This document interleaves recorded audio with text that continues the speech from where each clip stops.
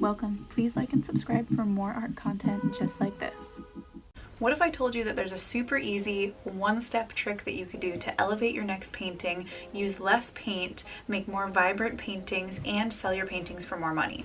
If you are new here, welcome to my channel. I am Natasha. I am a professional artist. I have taken many art courses. I am actually currently enrolled in the Milan Art Institute Mastery Program, where I have actually learned quite a bit, probably more than I have over the last 3 to 5 years of my own research, and I am only 3 months into the program. I actually learned this trick from my Milan Art Institute coach, and so I want to share it with you guys so that you have this little tidbit as well, because I know that it elevated me to the next level and it really made a difference in my personal paintings.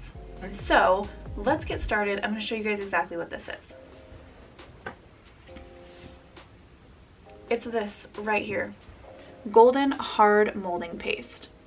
It's pretty inexpensive. I'm going to link it below so that you guys can check it out. And I will be using this forever, for the rest of forever, on the rest of my paintings that I do, because of how much it has changed my painting. I did a little craft for you guys to show you a bunch of different art supplies and a couple different kinds of paint to show you the difference between using hard molding paste before you paint and not using it. I'm also going to link all of these products down below, so if you see anything that interests you, you are welcome to check it out and add it into your rotation as well. So as you can see on the top here, I used oil paint. I didn't use any medium or anything. I just used straight oil paint from the tube. Immediately, you can tell which one you are going to have to use more paint for and put more effort into painting. And if you have used oil paints before, you know that it is much better to use one swipe of your brush than have to go through and put more on, because it will create a giant muddy mess for you and it will take forever to dry. Next is alcohol ink, and alcohol ink is something that I usually do a lot in my background. Sometimes I pop them on the top as well, you know, on the top layer, and this is really up to personal preference, because as you can see on the gessoed painting, the alcohol ink doesn't really move very much. I like a lot of movement. I like a lot of willy-nilly kind of funky stuff, and you can tell immediately that with the hard molding paste you're going to be able to get that, as opposed to on the gesso canvas you get very precise dots. So if you're looking to get very precise dots and don't want them to move a lot, maybe gessoed canvas is going to be the right choice for you. Next is a Caran Aquarelle Neo Pastel. And as you can tell with this one, there's not a huge difference. There's just a difference in the texture that you're going to see. So you can definitely see the canvas through the gessoed side, and you can see it a little bit on the hard molding paste side, but not quite as much. And you do also get just a little bit richer of a color out of the molding paste side. Next is the golden high flow acrylic, and as you can see on the gesso side, it kind of splinters a little bit and goes into those little pockets like a waffle, like syrup in a waffle, on that gessoed side. When you have the hard molding paste, it doesn't do that, so you get a much smoother line. Again, this is really going to be on personal preference if you want it to look kind of splintered and fun like that and quirky, or if you want very smooth lines with it and you want it to flow very smoothly. Next is an alcohol-based marker, and you can also immediately tell on this one that there is a huge texture difference and there is a huge saturation difference here. So on the gessoed side, you definitely see that canvas straight through, and that marker doesn't really go into those pockets at all. It really stays on the top weave. So when you look at the other side, the molding paste side, you obviously get a much smoother and a much more striking swipe with your marker. And if you want to use less of your marker, this is another really great example of how you can use less but get more.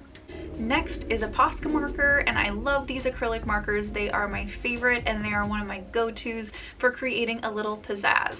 So these guys, you can immediately tell on this one as well that you are going to see that weave a little bit because it splinters just a little bit on that gesso side, and then when you look over at the hard molding paste side, you can tell that you get a much smoother fine line detail, you know, swipe with your marker, right? So if you are doing some more fine detail stuff, then prepping it with hard molding paste is probably going to be the best way to go. Next is acrylic paint, and I want to note on this one that this side of, not this side, but like this quadrant of the canvas that I was using, I did a pretty thin layer of the molding paste. So you can definitely see that, you can tell that there's weaving, you know, you can see the canvas weaving below the molding paste on the right hand side too. If you were to build up the molding paste and do a couple layers of it versus just the one layer, I bet that you would get a much different result than I got on this one. But you can tell that you will need a little bit less acrylic paint if you do have a prepped, a molding paste prepped side versus a non-molding paste prepped gesso canvas. Next is an oil stick. So this is an oil pigment stick. It is literally just the pigment with a little bit of, I don't know what oil they use in it, whether it's linseed or walnut, whatever it is, but it's oil paint just in a solid form. And these guys are super fun too. You can get a lot of pizzazz out of these ones. And honestly, I didn't notice much of a difference. I don't know if you guys can tell much of a difference on here, but they actually both looked like they were picked up very similarly on either side. Last but certainly not least is the oil pastel. As you can tell with this guy, there's not a huge difference, but you can tell that it did go on just a hair smoother on that molding paste side. Again, this quadrant of the canvas was a very thin layer of molding paste, so you can always double down on it and do either a thicker layer or do a double layer if you wanted to do oil pastels and get a really smooth, you know, smooth look with them. That's it for today's video. I appreciate you guys being here with me. Let me know below if I missed any art supplies that you guys want to see compared next time, and I would be happy to make a part 2 to this and show you guys the differences.